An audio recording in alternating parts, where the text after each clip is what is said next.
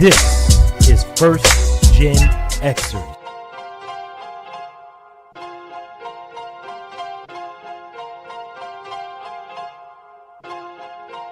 Poetic beat, poetic beat, poetic beat.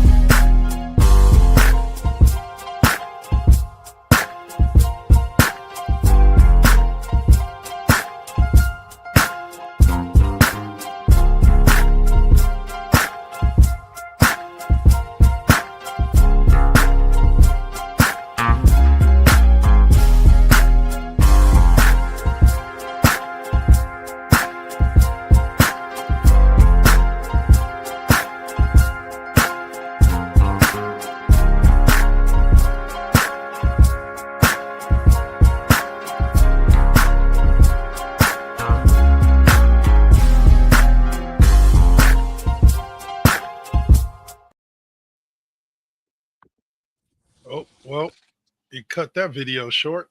Didn't mean to do that. Talk about technical difficulties. Normally, it was supposed to prop us up behind it. But anyway, yo, what's up, y'all? And welcome to this week's edition of The Classroom. You guys are blessed because it's not just me this week. I am blessed to have two of the most amazing, well, as far as I'm concerned, sport personalities out there. We've got Miss OMalley with us as usual. What's up?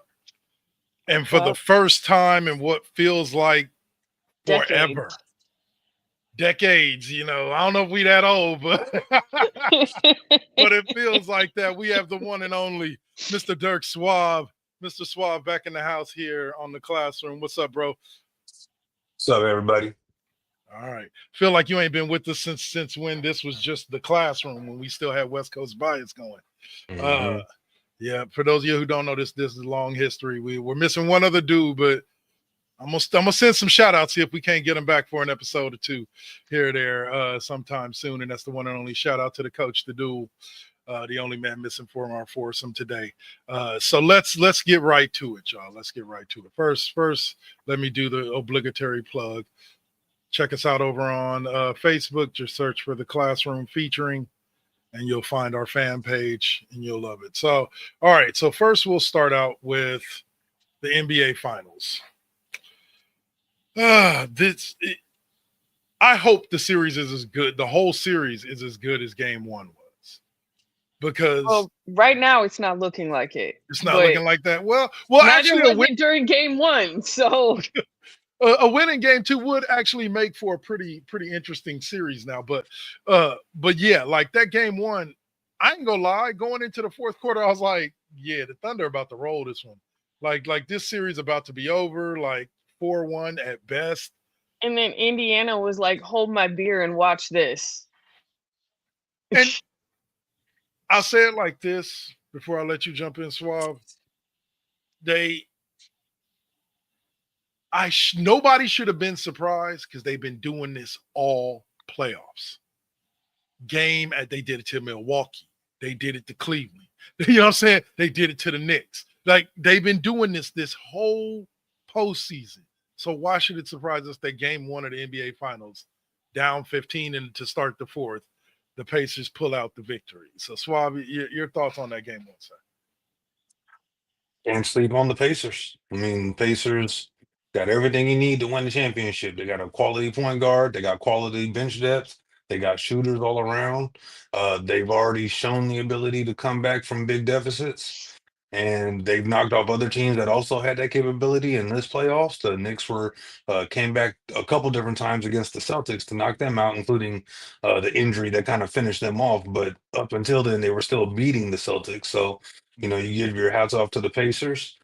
Oklahoma City just needs to learn how to run plays in the fourth quarter that can get them points and be able to execute, not necessarily relying on hoping that SGA can get those foul shots or foul attempts that he usually gets, those free throws, the easy points. And I think that they learned a valuable lesson in game one. If they go on to hold off this game, it makes for an interesting games 3 and 4 because now the pressure's on Indiana to, let's be honest, they have to defend the home court to have a chance to win this series. They've got to win both of those games. They can't even split those games and hope to really win this series. Oklahoma City, and I would have said the Cavs, but they got chopped down a little early. They just weren't ready just yet.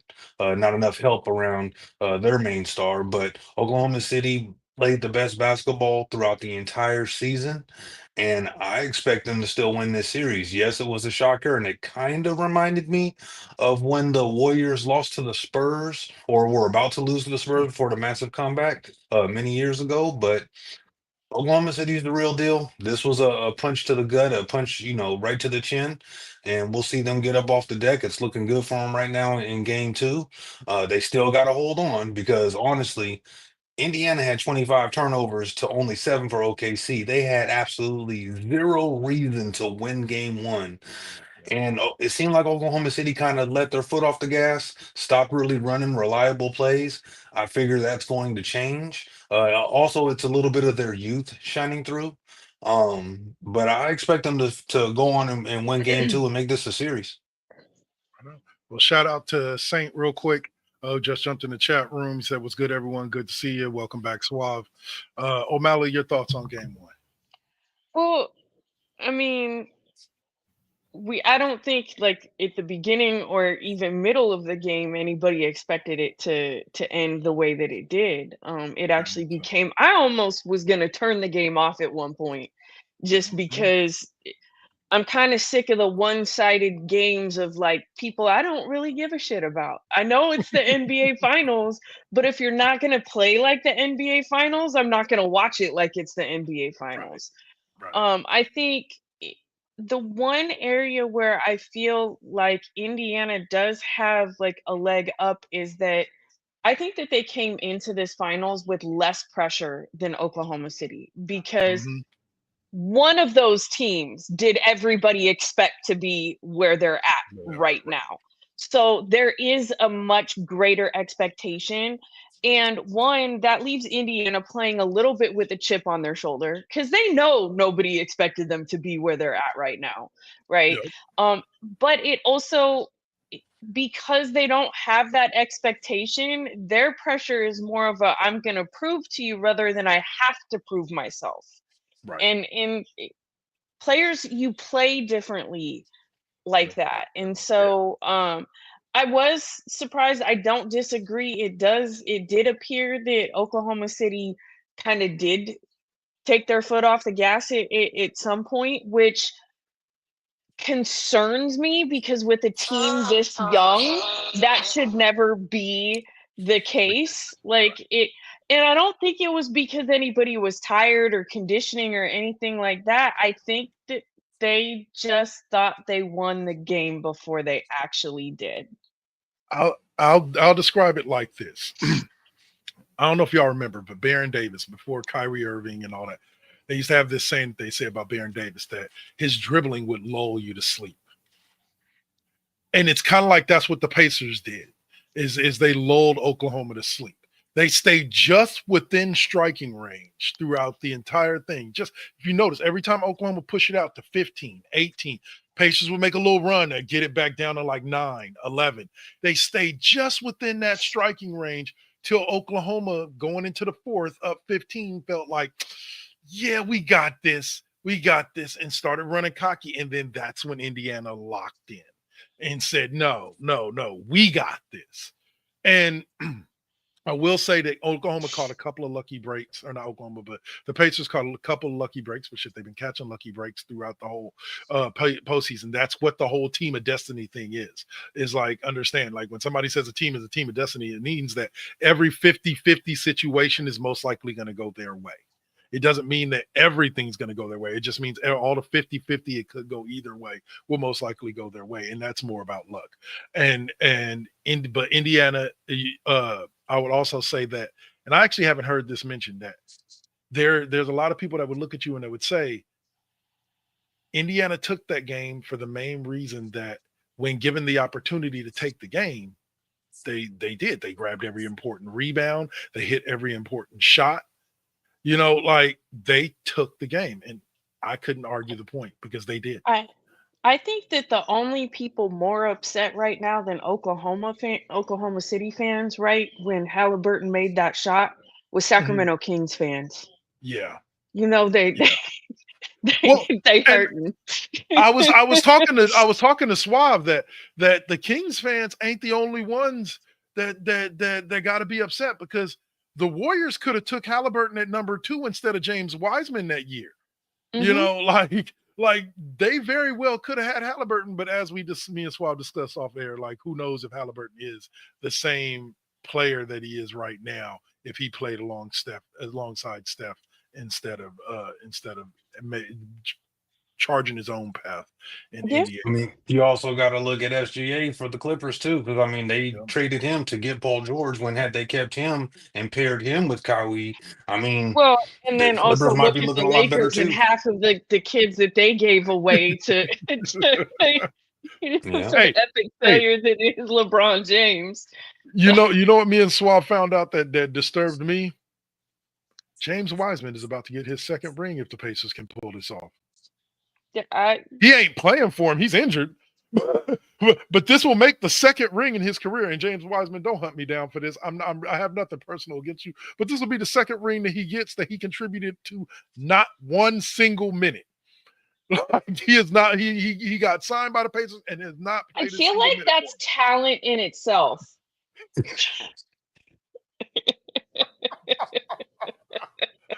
I'm just saying. Yeah, yeah.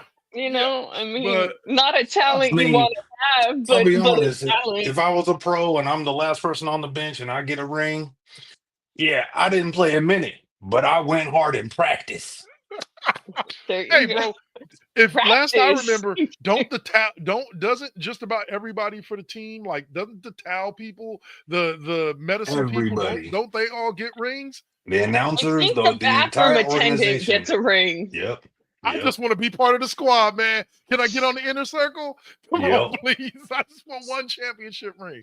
Anyway, uh, but getting back to the game, that shot by Halliburton,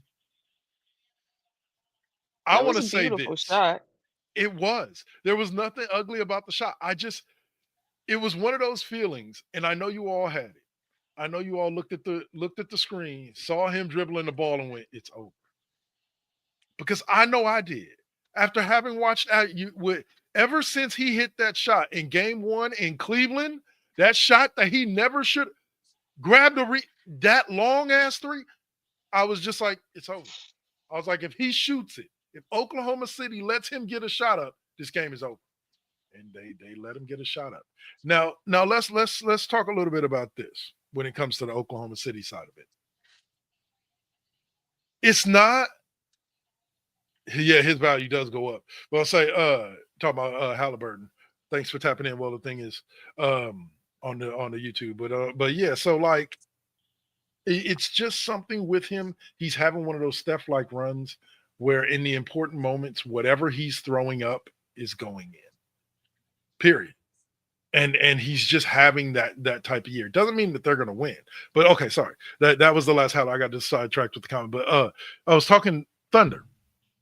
Their claim to fame, their calling card this whole season, why they won 65 games was their defense. Everybody said it. It's their defense. Why does it feel like in this game the first thing that let them down in this series was their defense? But did it? Yeah, I think it was more the Didn't offense. Indiana have like 23 something freaking turnovers?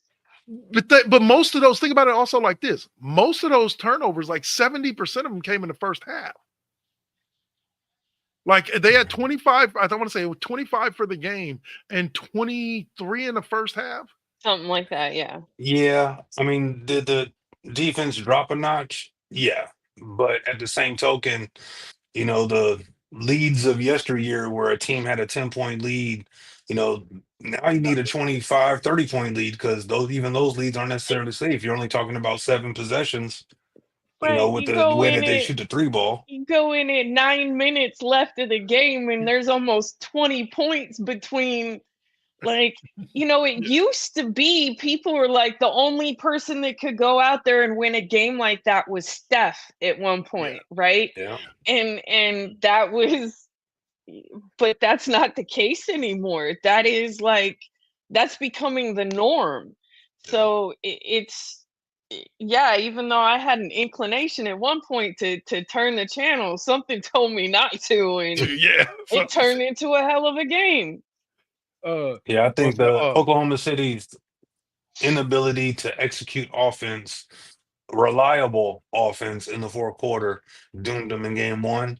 It seems like they're rebounding in game two, doing a bit more. We'll see if they can sustain it for all four quarters, which is what they've learned they obviously have to do.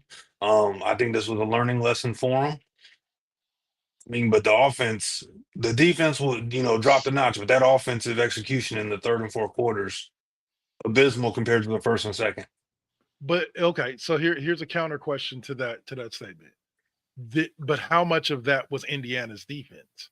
Because Indiana isn't exactly a horrible defensive, squad. They do have Miles Turner. They do have some defense. Halliburton's not a bad defender himself, because I think he's like 6'6" or so. Uh, so how much of that stall in the second half do you think might have been Indiana's defense versus uh, Oklahoma City's play calling? I still put it on Indiana, or rather Oklahoma City. They've shown to be a high-powered team offensively, and it seemed like they kind of, fell asleep at the wheel, so to speak. Started drifting into other lanes. They lost their focus, which can happen to young teams that haven't been in the spotlight and been in the moment. Hopefully, the malaise that hit them in game one, is a learning experience where they won't have to think about it for long, because oftentimes moments like those where you cough it up that bad, that stuff can haunt you if you don't end up winning the ring. It's so hard to actually get back in and repeat and stay a consistent, challenger for a title. So, I mean, I think that they can do it and have the wherewithal to get through this. But I really think that it's more on Oklahoma City. I think they're the better team overall, even though Halliburton is having his show me moment right now in these Yeah, playoffs, especially with everybody was talking down to him that he's not a star player and all this stuff in the offseason leading up to the season. So I really do think it was on Oklahoma City. They're a team on a mission. They're super young. They're learning on the fly, just kind of like, Indiana. But I just think overall, OKC is the better team. I think it was, I give credit to the Pacers. They did everything you need to do to be able to come back in a game like that. I don't want to take anything away from them, but I still believe that the Thunder are the better team. And with this experience under their belt now, the Thunder will show that they're the better team. fair enough. So you kind of dropped a hint to what our next topic is going to be, and that is Therese Halliburton. There's been talk superstar, yes, no. I personally think that he is definitely on the fringe. I think if they make this a really good series, 6 game, 7 game series, but still lose, or if they win, I think that Halliburton has arrived as a superstar. What say you, Miss O'Malley? Has Halliburton arrived as a superstar within the league with this run? I mean, I feel like I'm gonna need to see a little bit more consistency at this level before I can say like, yeah, he's full on superstar, right? Like it, it it feels a little to me of that whole face of the league bullshit that they keep throwing out Going there, on. right? Well, Yeah, is it Ant? Is it Ant finally this year? Is it Shay this year? Is it whoever this year? And I think that he is on the verge of like hitting superstar. his stride as a superstar, but in a league where we've seen people have a phenomenal season and then completely shit the bed from here on out, Yeah, I I do believe he has it in him. I want to see this type of consistency, this type of play over a little bit of a period of time. But I mean, I definitely think the kid's for sure on his way. All right. He's Swab. I mean, he's under pressure in the situation you want him to play how he's playing right now. He's meeting that. Yeah, So 100%. Swab, your take? 100% a star, superstar in the making. But as we've seen with other players and other teams, they have to keep a good team around him. I don't think he's such a superstar that he can do it with less talent. So Indiana is technically a small market team, very technically. But if they keep a team around him and he can consistently get Indiana to the playoffs, he doesn't necessarily have to win a ring to be a superstar. But if he's perennially in the playoffs for the next couple seasons and they're vying for it and they're winning a couple of series every season, if not the title, he can very well could get there. I mean, I really think that, I hate to bring up other teams while we're talking about those finals, but Curry wasn't a superstar until he won that first ring. mhm. Okay. I can see the parallel for sure. To the casual fan, he was a Right. superstar to the Warriors, Yeah. Right, right, right, right. Those fans, yeah. He didn't become who he is to everyone the way he already had to us Yeah. until he won that first finals. He Yes, wasn't the we chef, knew. even though he was We cooking. right. Very much We so. Very much knew. so. We knew he just wasn't quite finished yet. All right, so we're gonna stop with the NBA Finals talk for right there, and we're gonna jump on to uh, the Warriors, who now, after losing uh, to the Minnesota Timberwolves, have to go back almost to the drawing board. Who knows? We got Kuminga, who may be staying, who may be leaving. They did lock up Moody, I believe, with an extension. They still got Pods for a couple of years. That kid Post is locked in for 4 years. You got Jimmy for the next two. I believe Steph's on the same trajectory, and so is Draymond. I think all three of them are due up at the same time. So, Swab, go ahead and kick us off with your thoughts on the Warriors this offseason, some moves that you think they could possibly make, or some things you might like to see them do in order to get back to a championship form within the next couple of years. I think that they are in a position, based off everything that Steve Kerr has said in most of his interviews, whenever he's asked about Kuminga, I think that them saying in the media that they're doing everything they can to keep him is just posturing so that way they don't lose value in trade talks. I'm almost 90% sure he will be used in the sign and trade. I would assume for a veteran big man that typically could be worth 15 points, 10 rebounds, and probably a promising young player. My preference would be a 3 and D wing type player that can complement Butler and Curry, as well as a bruising center, and then picking up Steven Adams in the offseason if they can talk him in to taking the mid-level exemption on like a 2-year deal. Um, with everything the way that Kerr has said, he feels he cannot play Kuminga with Curry and with Butler at the same time. Now, me, I don't necessarily see that. I think it could happen. I do know that they need other shooters. Kuminga has worked on his shooting. Butler can shoot. Curry can shoot. So to me, yeah, the Draymond and whoever you got playing the five probably won't be shooters. So I mean, Well, Kerr did say in an interview he definitely wants to get away from running Draymond at the five. Like, yeah, as much as he knows Draymond is capable of it, he definitely wants to get away from running Draymond at the five. And I don't blame him, because to be honest with you, we need a big guy, 6'10", 6'11". Like, Draymond's 6'9", a good 6'9", which is big compared to us, but well, compared to those Draymond is really monsters, like 6'7" in sneakers. yeah. Uh, but but like with the beasts that are in the NBA at the not like Jordan's years, but the big guys that they have, a lot of the key ones are like 7 foot 6'11". So getting somebody in there, like I said, this is gonna sound redundant. If Post can develop a post game, then I think that he could play that role, and be able to give us threes from time to time. But I don't know. He think he's a couple of years away from development. O'Malley, your thoughts?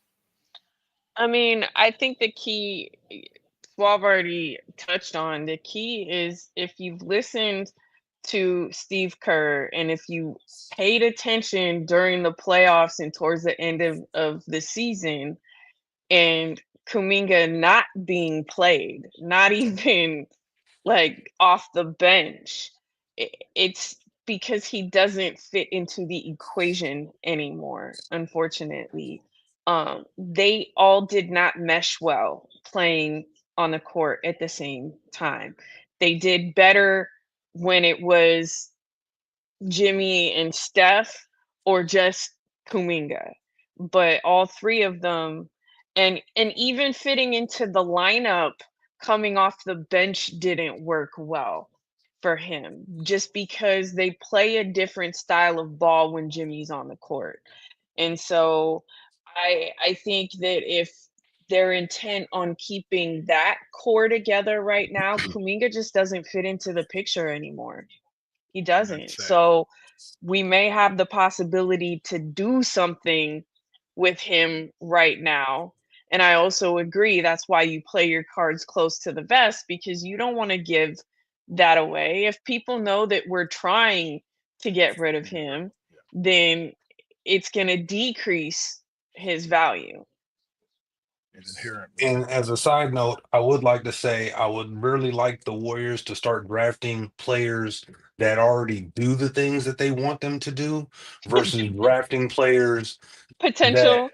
yeah, well, not even potential. You draft Wiseman number 2. He's an offensive center, even though he didn't play much college ball. He's an offensive minded player. You wanted a defensive banger. He was not that when you drafted him, and you hope that you can develop him, and it's a waste of a pick. You draft Kaminga because you want him to be a 3 and D wing.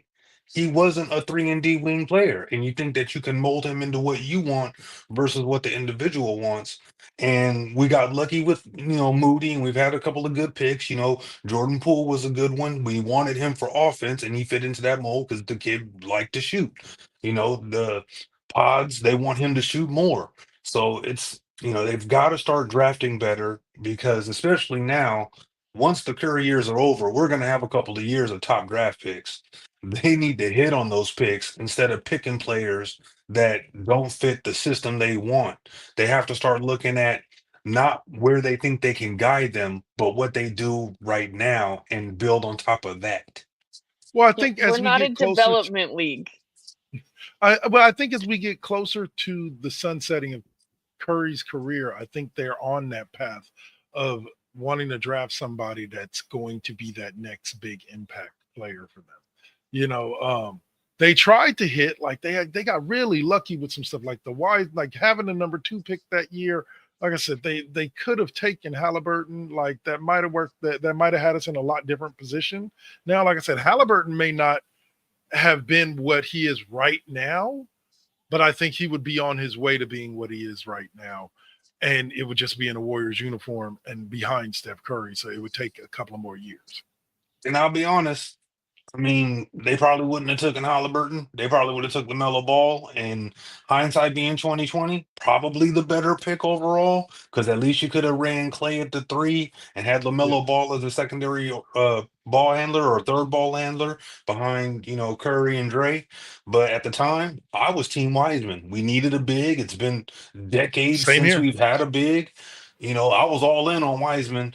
I just didn't know that they were going to draft him to do things he really could not learn to do. Well, here's where I think here's the only thing that makes me think they would have. An article that I read on NBC Sports where the guy talked about how Steve Kerr, and I believe in that draft it was not Dunleavy, but Bob Myers? Bob Myers really liked Halliburton. Yeah. Like after his workout with the Warriors, they really liked him. So they did actually consider him at number 2, but went size because that's what they felt they needed at the time. And I'm just like, I don't know. Like I said, who knows what that would have led to. But now here's a subject for you guys before we go to our break. And this is just for y'all. And I kind of wish Duel was here to have this conversation with us, but he's not.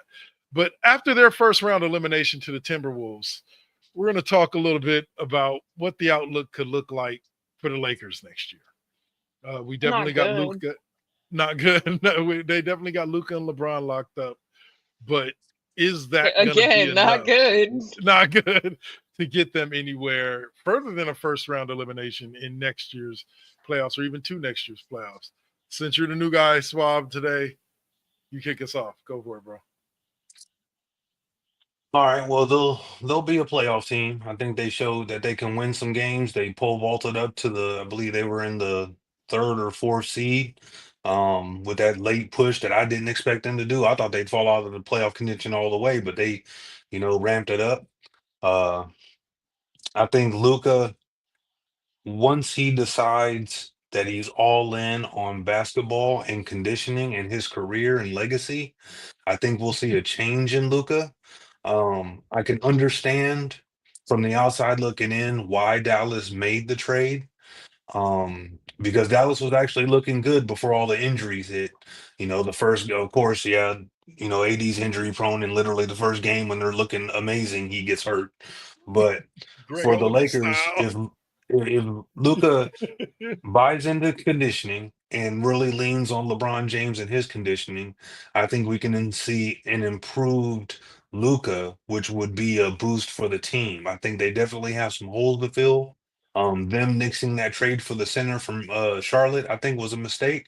They should have kept that guy. I think Mark Williams was his name, if I'm not mistaken. They're definitely going to be drafting a couple of defensive bigs in this draft if they have draft picks. I'm not even sure what picks they have.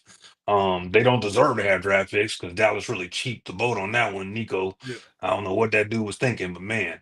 But anyway, the Lakers will be a playoff team up until LeBron retires, which will either be this season or the season after because he wants his, swan song. He'll let us know when he's leaving. So that way every stadium will give him his Retirement. going away present. Like the And then John Cena retirement tour. yeah, or Kareem Abdul Jabbar, because the Lakers gave or the Warriors gave him a boat. Dang. Oh, man. Well, I will say this. You say if Luca buys into, here's the problem. Here's the thing about it. And this is something that I've been waiting to say for a while now. Luca's horrible defense had nothing to do with his conditioning. Like, I'm sorry. He's played some bad defense. I'm not going to say every second he's been on the floor, he's played horrible defense, but that man, I've watched him in games and he has played some bad defense.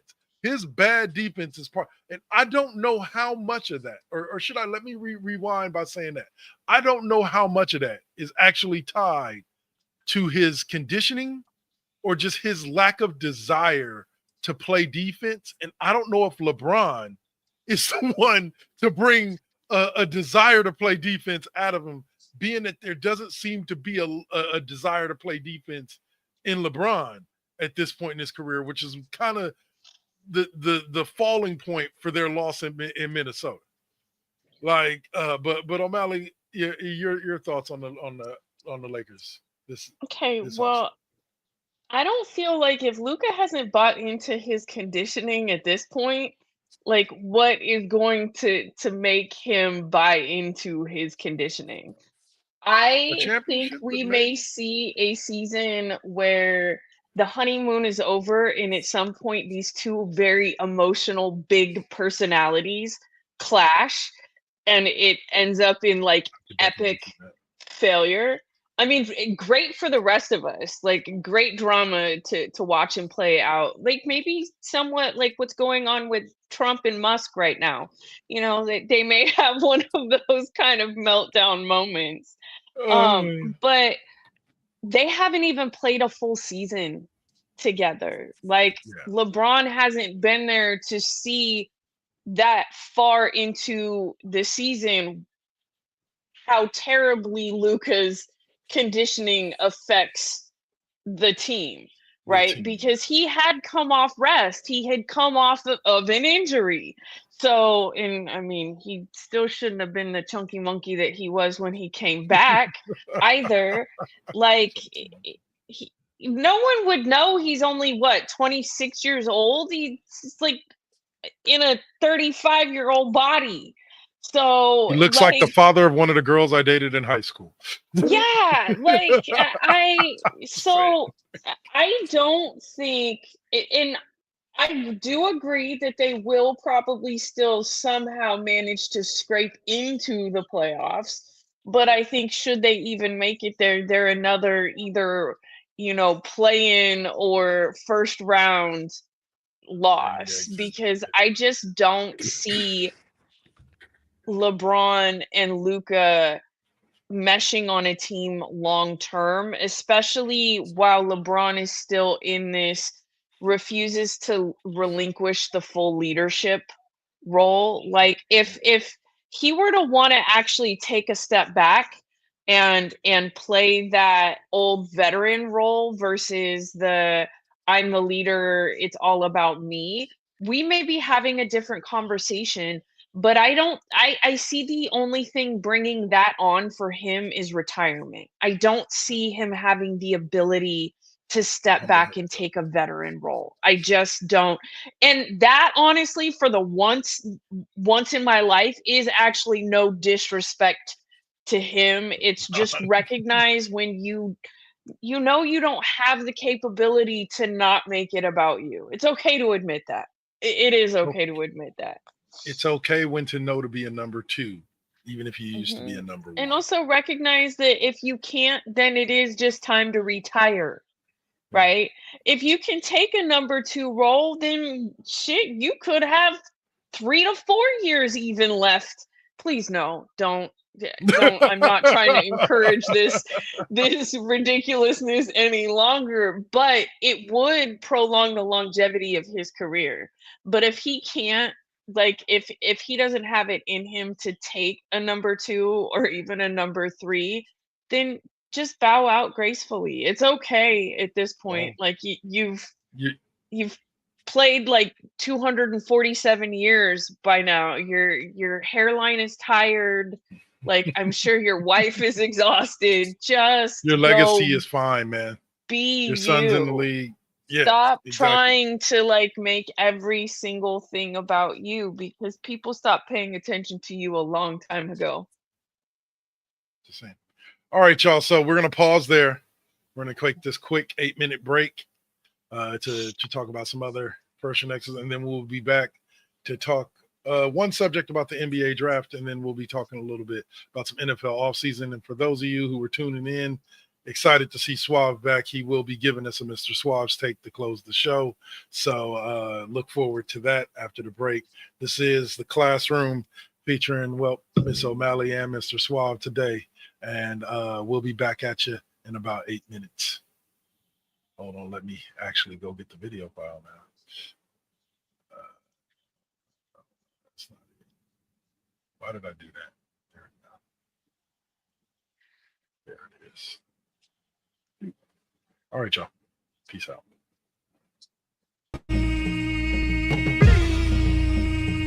This is now versus then. This is now versus then.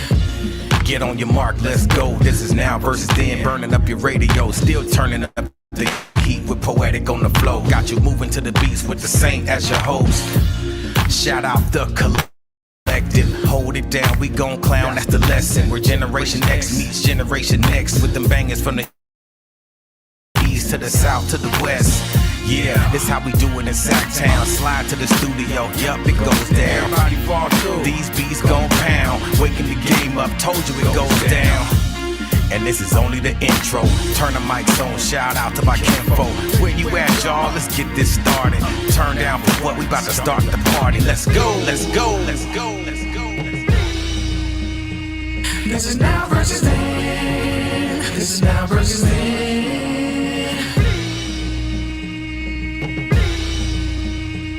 This is now versus then. This is now versus then.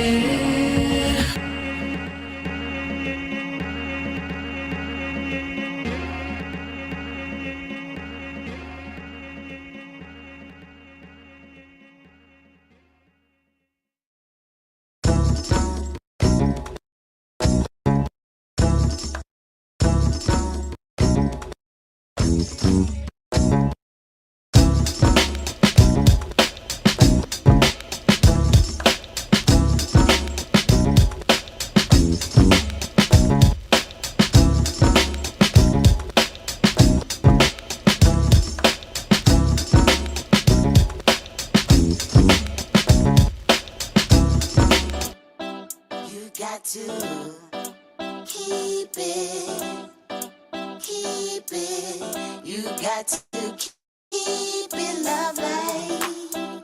You got to keep it, keep it. You got to keep it lovely. Success comes right after the struggle. I ain't even giving up on whatever I wanted. The tragedies I've seen, I can't even stomach.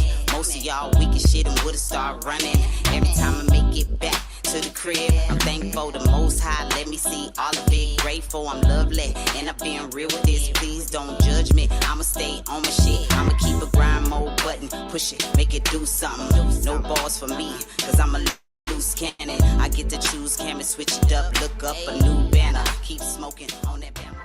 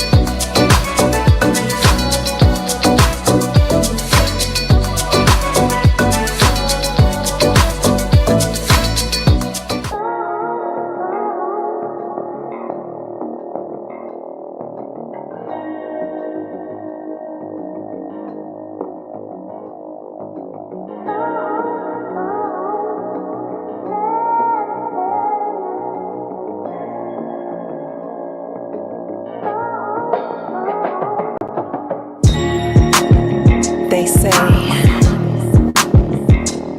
that beauty is in the eye of the beholder. But the definition of beauty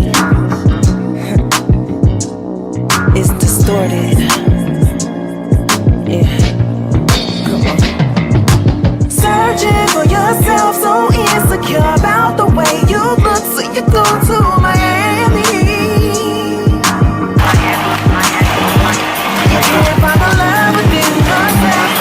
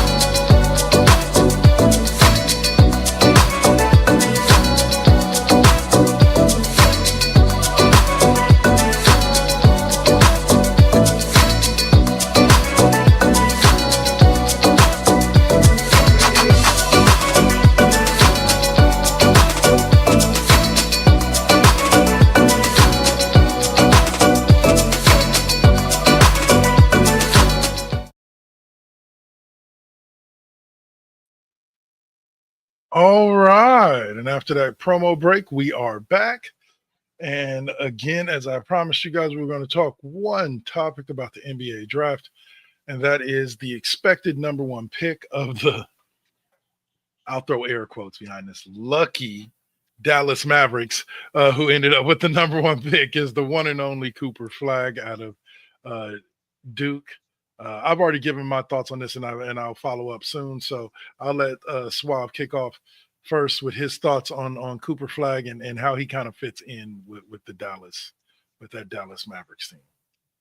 All right. Before I say that, I would just like to say I have felt that the draft was fixed since 1985 when the Warriors got screwed out of Patrick Ewing, but I digress. So, uh, Dallas should definitely take Cooper Flag.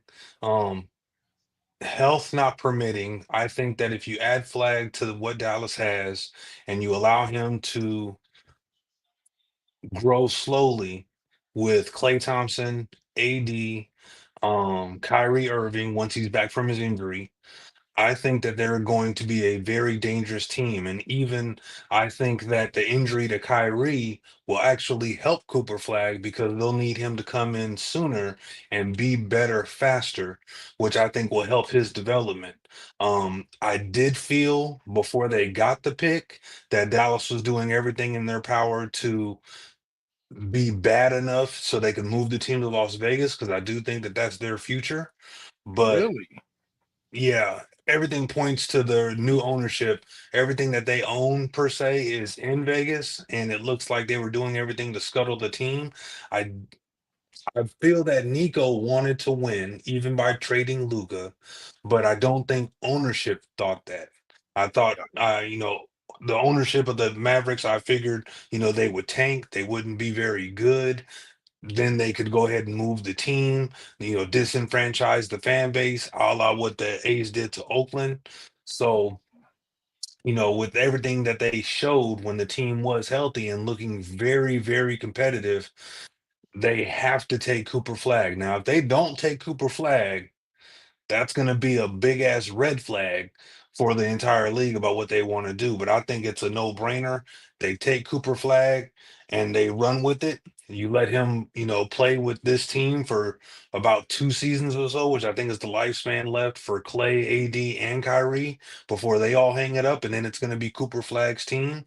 I think he'll be, I don't think he'll be as explosive as Luca was offensively, but I do think that he's a player that fan base can rally around if it doesn't come out that they are really trying to move the team, even though all the underpinnings look that way. All right. O'Malley, your thoughts? I actually wholeheartedly agree, and I agree that that's exactly what Dallas has been trying to orchestrate, by alienating their fans, doing all the dumb shit that they're doing. And I think that that would be further reinforced if they did something dumb like passed on Cooper Flag. Because here is the thing: we heard this recently, not this year's draft, but a draft the year before about a football player, right? Generational talent, I think, is the combination of words that keep getting thrown out. He is one of those kids that no matter if you need him or not, you draft him Take if he is on the board. Period. Yeah. So, I mean, if Dallas were to do something really off the wall and pass on him, I think that that would confirm that. But I think that they could still take him and still have plans to tank the team until they get what they want. And yes, all of their holdings are in Las Vegas.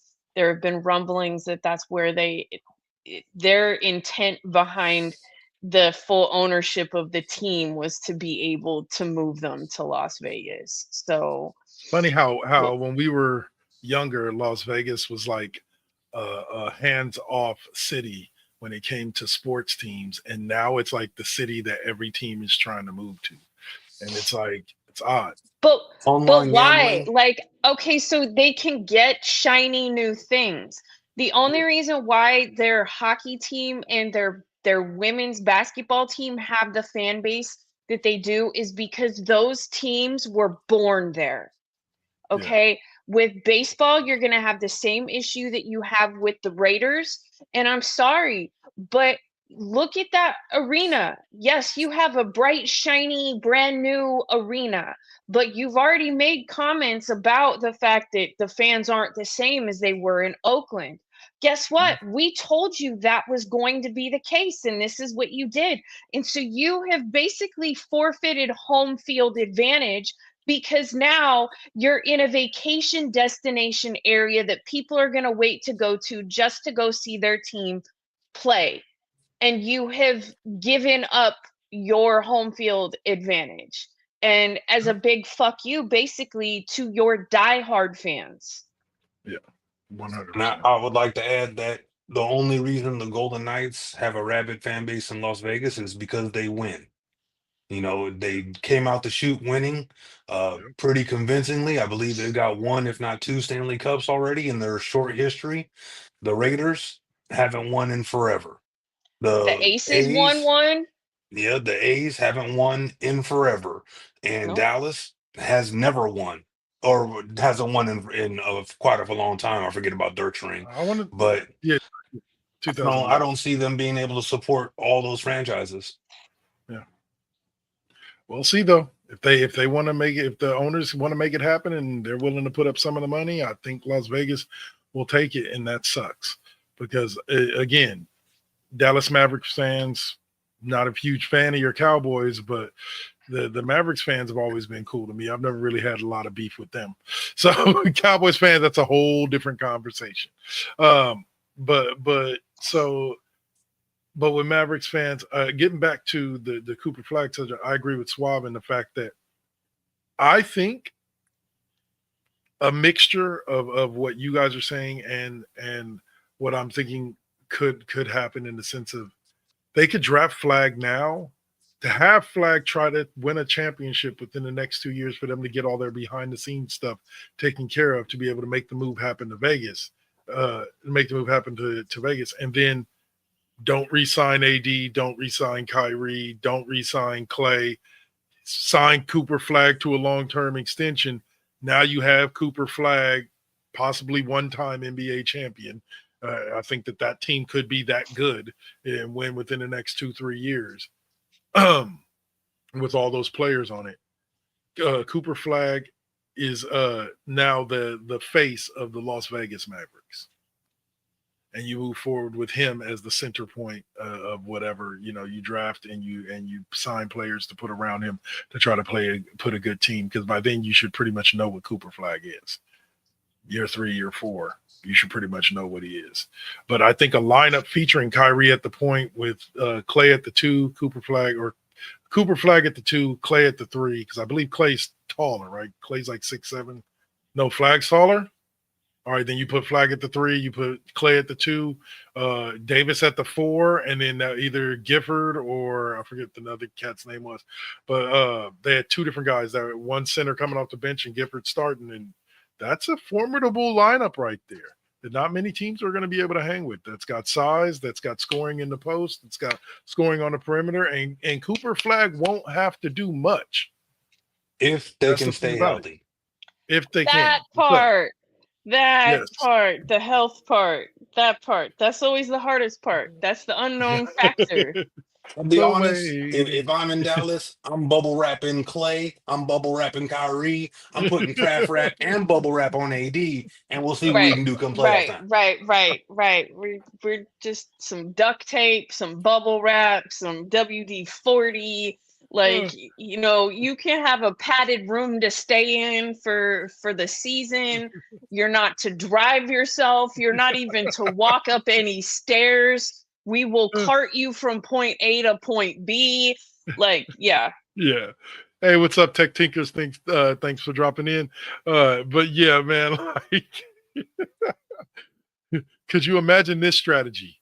We sit Kyrie, KD, or Kyrie, AD, and Clay the whole season. We low manage them. They play the last 15 games of the season. We make the playoffs and go on a run. That's how we do it. That's how we do it. I mean, whatever works. But all right, so last two subjects for us this evening. The first one up, 49ers trade for defensive end Bryce slash linebacker Bryce Huff from the Eagles. They traded a 6th-round pick for him to add and bolster that defensive line. He's looking again, along with Mikael Williams, to be the bookend to Nick Bosa, since Joey decided to go play for the Bills. Asshole. Anyway, say, come play with your brother. Your mama wanted it. How dare you disobey your mama It like made that? their mama cry. But anyway, but yeah, so I think he's looking to be a bookend. He didn't do that well last year with the Eagles, 2.5 sacks. But the feeling is from that he just didn't fit into Vic Fangio's system. Because his prior year, the reason why he had gotten paid 3 years, $51 million from the Eagles, was because of Robert Saleh. In the season he had his last rookie contract year, in New York, where he had 10 sacks, like 10 quarterback pressures. The kid had like 30 tackles. He's back with Saleh again, this time in the red and gold. Swab, kick us off with your thoughts on the 49ers picking up a potential. He's only like 26, 27, so he's still young. And they got him for like another 2 years. Yeah, they got him on 2 years. They needed a bookend. They got to help out, Bosa, take a little bit of pressure off him. It's not necessarily going to stop Bosa's double team, but if you can get pressure from the D tackle and D end spots opposite Bosa, that'll definitely help the team. Getting Salah back into the fold, I think, will be a huge boost for the defense. I don't want to say they necessarily fell off. They still have a lot of good pieces and they have been playing reasonably well. But I think Salah can take them back to where they were an elite defense, and getting a guy that he knows and can utilize. It's one of those things where a player is good. He had a down year, but he's going back to a person that showed trust and faith in him. I believe that the Niners will benefit from Huff being on the field if he can stay healthy. Again, we're back on the health issue. And as a side note, I would like to say there are rumors that the Eagles made this trade to make room to make a play for TJ Watt from Pittsburgh. So I'm real Really? curious to see if they're able to pull that off. Wow. I heard Clowney also got released by the Panthers, so he's still floating out there too. Yeah, So he could be he a can good help a one-season playoff team. pickup. Yeah. Yep. O'Malley, any thoughts on this?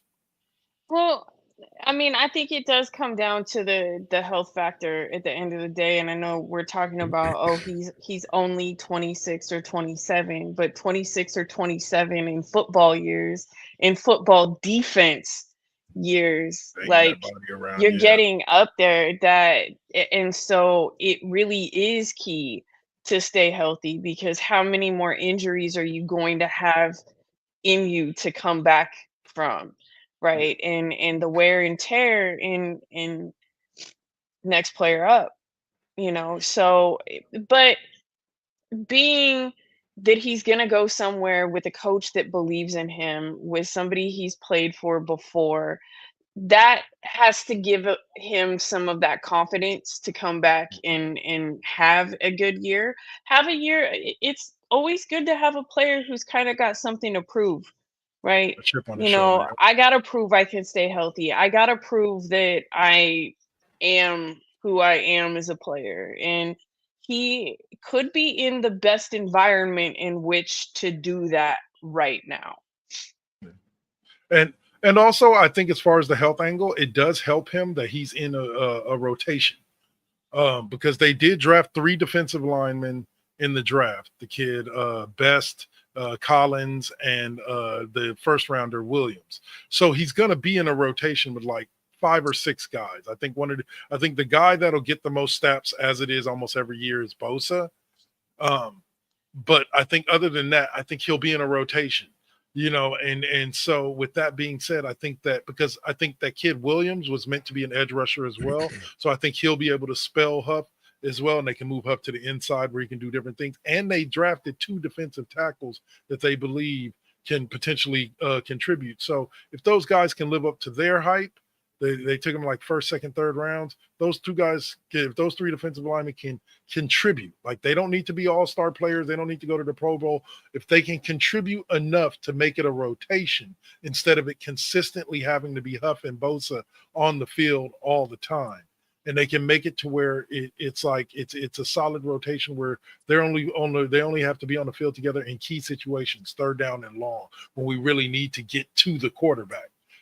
I think that could help with his health and the fears of injury as well, is that he won't be on the field too much. He's maybe looking at what, 30% of the snaps a game, maybe 40. I think Bosa's only around like 50, 55% of the snaps. Not even Bosa plays all game. But all right. So after that one, let's get to the last subject, which is the fun subject before we do this Swab's take. And that is finally the boy from Cali, the arrogant with the darkness retreat, has a home. As Aaron Rodgers has signed surprisingly, and I say surprisingly, because with the diva attitude that he has, I'm surprised he took this little 1 year, $13 million deal that caps out after incentives at $19 million. Aaron Rodgers has signed with the Steelers. Mr. Irrelevant. Yeah, the true Mr. Irrelevant right now, huh? Well, Swab's kicked us off the last couple of subjects. OMalley, finish us out with this one. Well, I mean, I think that really, that's what I feel or think about it is it is Mr. Irrelevant at this point. Like, how much have you really heard them talking about it? Wow, you've got 1 year, 13 mil, 19 overall. Like, that's what we waited this long for. That is what this was drawn out, and poor Shador Sanders got kicked down and down and down and down the rabbit hole because of this nonsense. Like, I still don't see why they didn't take good Shador luck, the first Tomlin. I think both of y'all will be gone by the end of the season. Remember, Chuck, the Knowles don't fire coaches. Like, I don't think they've ever fired one. I think what's his name retired, Cowher retired. Okay, well, there needs to be a first time for everything, or a forced resignation. So we're not starting now, but you will resign.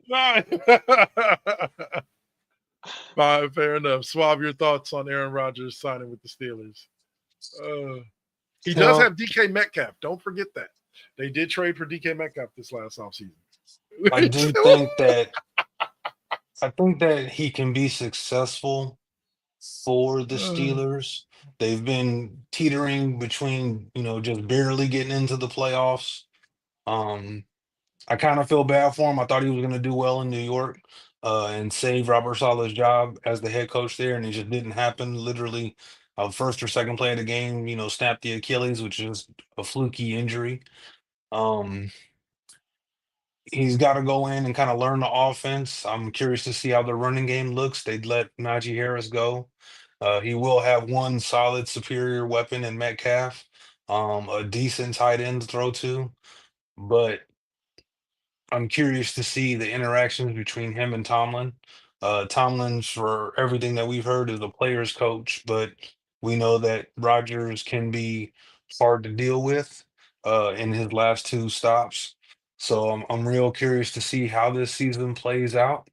But if injuries notwithstanding, and man, the last like 30 minutes we've been talking about injuries. If Rodgers can stay upright, I think he could actually help them get to the playoffs and actually win a game in the playoffs, because it's been a minute since they've won a playoff game. So I do like this move. I do want to also add, just like OMalley was saying, there are about 2 or 3 teams that should not have passed on Shador Sanders at minimum in the second, third, or fourth round. And the Steelers are definitely one of them. I don't understand how you go through all this drama for Aaron Rodgers this entire offseason when you put all your eggs in 2 baskets last year with Russell Wilson and Fields, and you don't take Sanders. I don't understand the thought process. I don't understand why they didn't keep Fields. They played pretty Well, well with him on the field. Like, and he I was feel the young. same way, but they didn't. Obviously, I mean, if you don't want to pay a quarterback per se, then they should have taken a quarterback in the draft that they could at least try to develop somebody that actually has potential. Because their last 3 or 4 quarterbacks that they drafted have been absolute trash. But Well, and that's why to me, Aaron Rodgers without a drafted pick doesn't make sense. Like, tell me you're looking at short term without telling me you're looking at short term because he's not clearly it's a 1 year contract. Like that is so where is that quarterback that's going to come in behind him? You don't even have that. That doesn't make any sense. This is waste of money. This is waste of him at least being able to be a veteran to a quarterback coming up, which I also don't believe he has the capacity to. I do not believe that his ego will allow him to train his replacement. Oh yeah. Oh yeah. And also just so Steelers fans know, like not trying to dig the knife in, the Jets basically got the Jets basically got Fields for 25 million. Like the contract's worth 40 million overall. His base salary is 5 million this upcoming season, 20 million the season after that. It has 30 million guaranteed. Y'all could have had that. Anyway, so on that note, we will shut it down here for the main portion. We'll go to what was one of our favorite times of doing the old West Coast Bias show, and that was our opinion segments. This week, since he's just with us for today, we're going to go on ahead and let Suave take that role for today. So let me get this all set up, and we will go like this.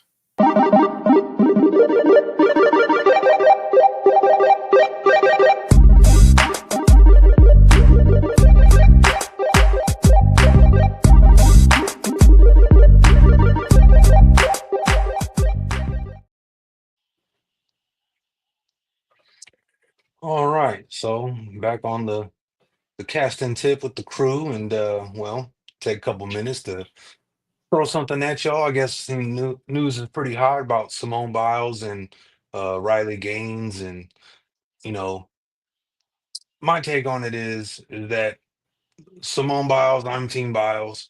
I think she was right in most of what she said. I think she shouldn't have taken the dig at Riley Gaines about her being masculine like a man or something like that to that effect.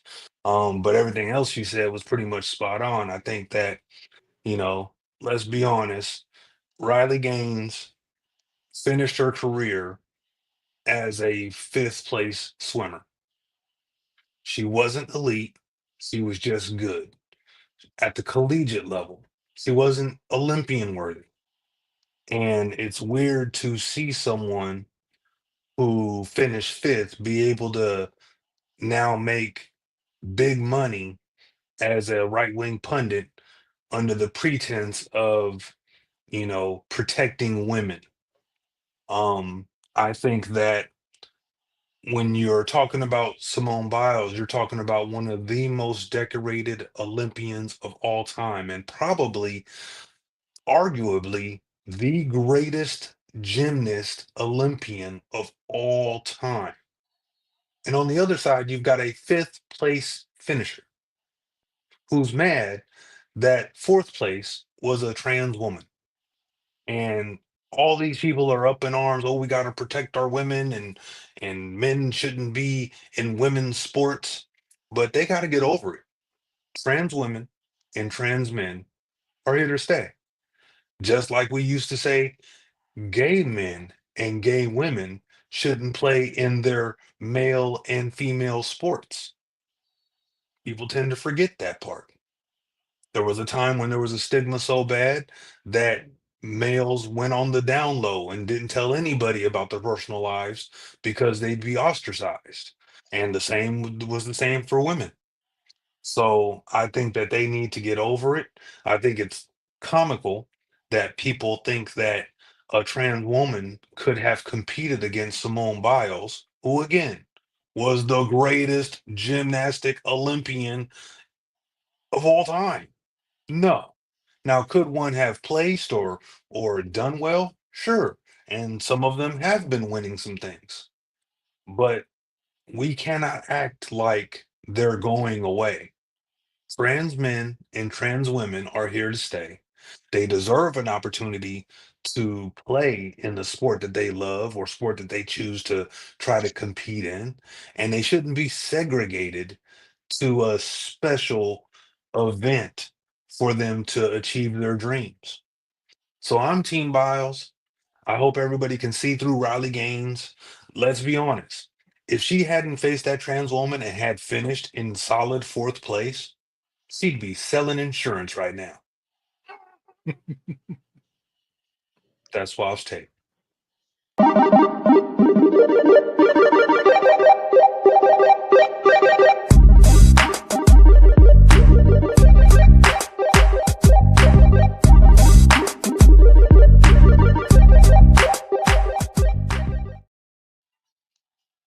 All right. So wonderful take, bro. I'll bring up one last point on the trans issue that I always love bringing up. That trans woman placed fourth. That means there were 3 non-trans women who placed better than that trans woman. So it invalidates, to me, that what's funny is they don't realize that completely invalidates their whole point that trans women are going to come in and dominate the sport. Get your game up, 5th, 6th, 7th grade. You know, like, yeah, I'm like, it always baffled me that, yes, have I seen situations, or have there been situations out there where trans athletes have finished first in a particular race? Yes.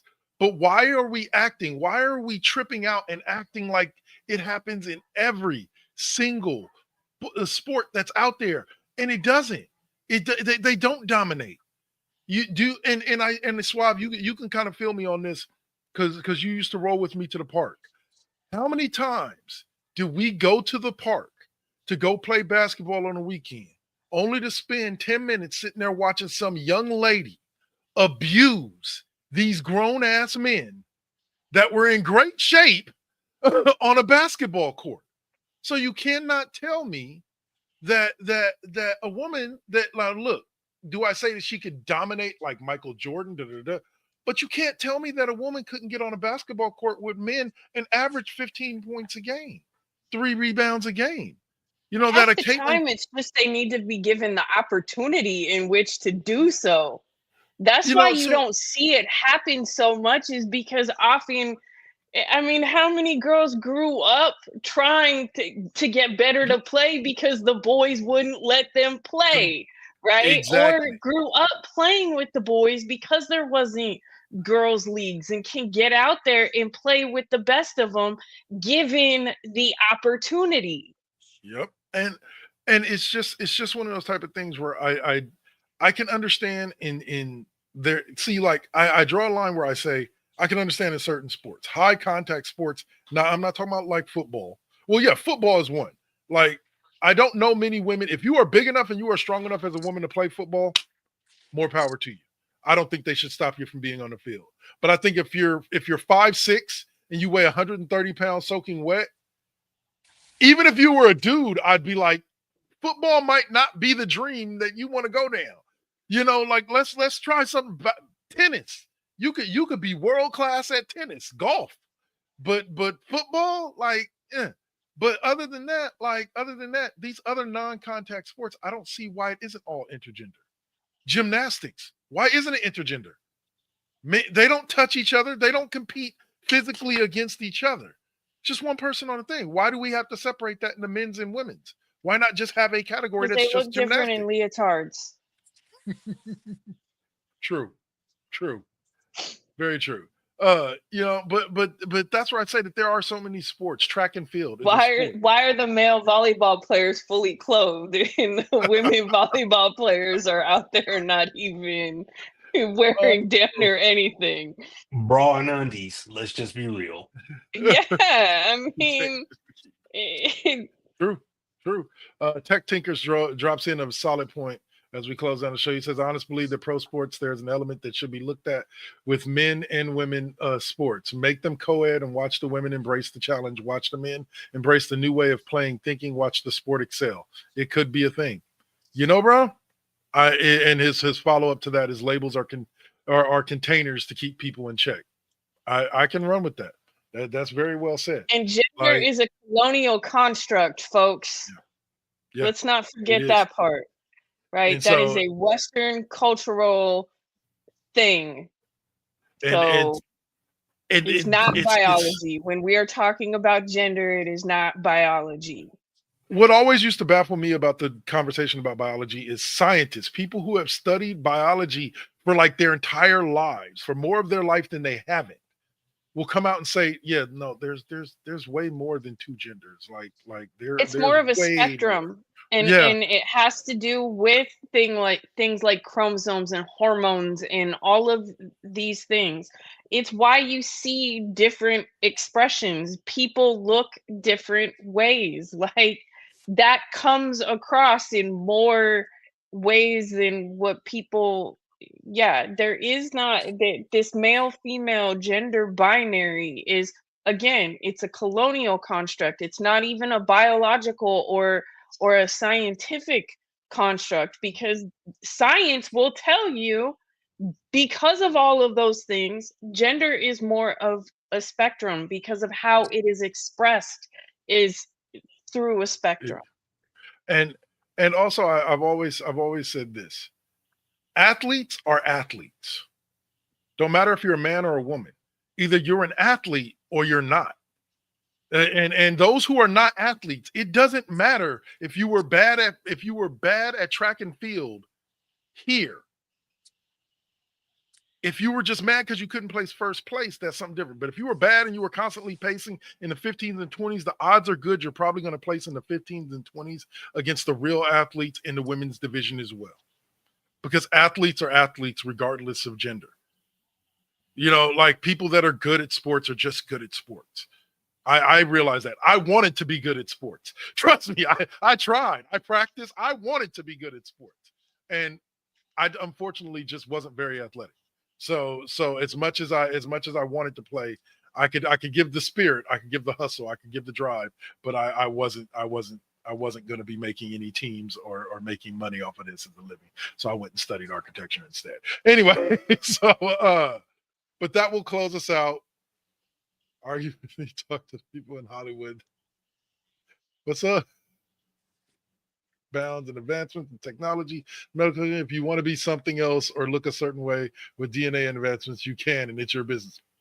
He's got a valid point there too. All right, y'all. So that's going to wrap it up. Big thanks to Swab for joining us this week. Really appreciate you coming back, sir. You are welcome back anytime you wish. Just give me the ring-a-ling and let me know. Miss both of y'all. Yeah, for sure. I got you, dude. Well, I'll say, Tech Tinkers, thanks for dropping in. Thank you, sir, for always adding to and enhancing the show. Guys, if you want to be a part of the show, it's easier than ever, considering how we used to do it years ago. It's easier than ever to actually be a part of the show. Just drop in the chat room, comment, and maybe we'll show your comment on screen like we did with Tech Tinkers. Y'all have a great evening. Stay up, stay blessed. Suave, OMalley, as always, it's been a pleasure doing this with you again. And we will see you guys next week for the next installment. Check out my website, 2KK2network.com. Just showing them. You can check out old episodes, learn about the show, the host, everything. And we'll see y'all later. Peace.